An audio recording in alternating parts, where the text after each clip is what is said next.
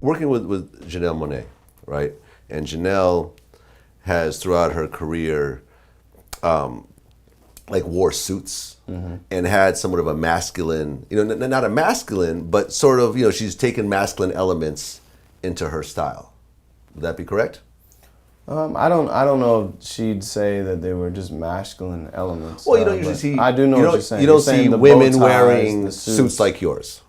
Actually, I mean, maybe not this exact one, but Right. nowadays in the corporate offices, you see women in You do? their suits. Yeah, but Well, I mean, of course, they have suits. They okay. might have, but I know what you're saying. You know what I'm suits that saying. The The suits that she's tux, like a bow tux and so tie, forth. Yeah. and these things that you might see the Rat Yep. Pack wearing, right? How do you feel, for example, the whole Caitlyn Jenner situation? I mean, I think it's a beautiful thing when thing. people feel like they want to live life as who they truly are. I think Caitlyn Jenner did it. I think that Janelle Monáe is a completely different circumstance. Yeah, well, I'm not than Caitlyn comparing the Jenner. two, but I'm just using it one to play off the other a little I understand. bit. No, I just feel like anybody from Janelle Monáe to Jay-Z to Fetty Wap Yeah. to myself, I think the common hymn that you see in all of us is we are who we say we are, and we want to be who we are. So in any circumstance, I think it's just important that people really live their life doing their purpose. I think it's better to do your purpose imperfectly than to do somebody else's purpose perfectly. Good point. Do you think if Bruce Jenner was black, he'd have the same type of effect that he had? He may or may not. It's hard to say. I think that race would definitely play a huge issue. I think that the African American community in this country has a different perception of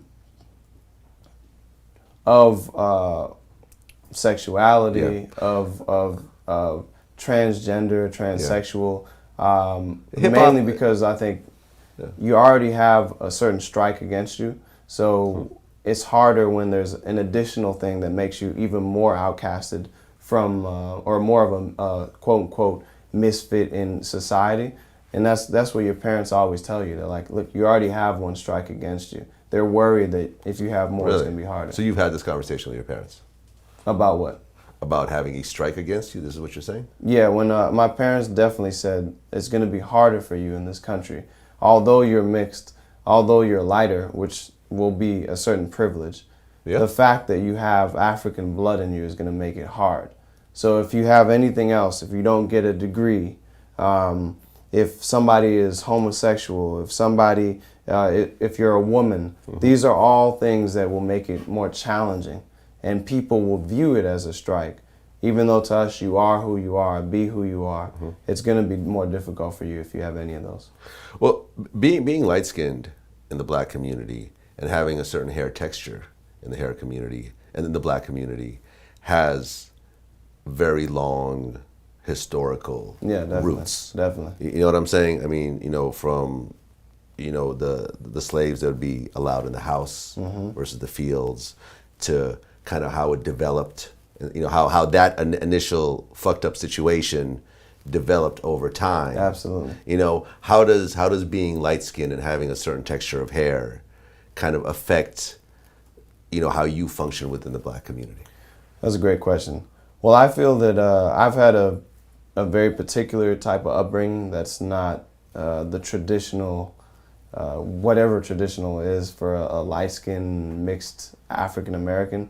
I'm Nigerian American. Yeah. And more specifically, I'm Igbo American. What does that mean? So the ethnic group that I'm from, I'm Igbo. Igbo. And that means you're in the southeast of Nigeria. It means you're away from the city.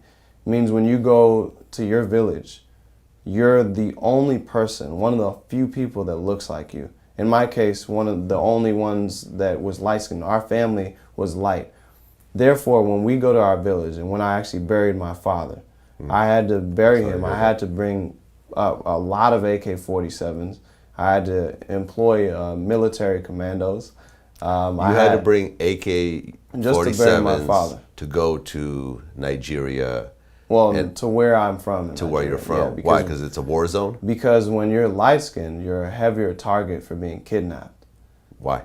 because you're seen as more valuable. You're seen as Wow, you're white, therefore you have money.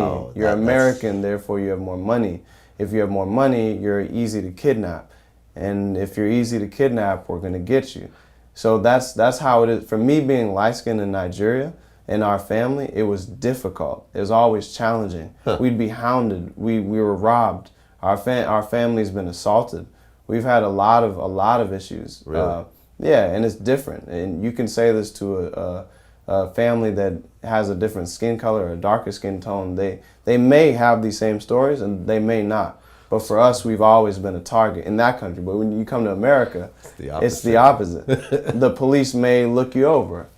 They may not pull out their gun as fast as they would if you were darker. So point being, I've lived both kind of in both worlds.